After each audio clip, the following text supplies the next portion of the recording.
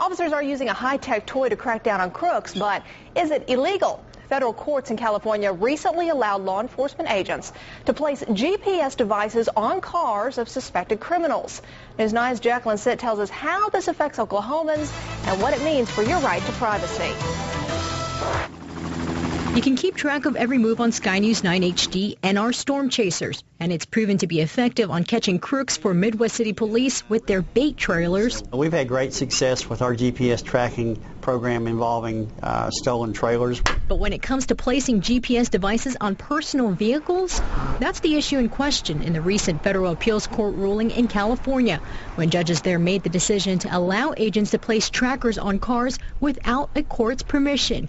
Here in the Metro, Midwest City Police Chief Brendan Claibs. We're bound by actually seeking and getting a search warrant approved before we can do a GPS tracking device. We met with OKC-based U.S. Fleet Tracking, the largest and fastest live tracking company in the world. That's a huge savings of resources and time. So we decided to put this GPS device to the test.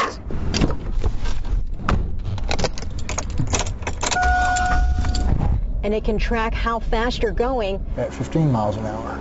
And where you're heading. Northbound Quail Creek Road. In real time.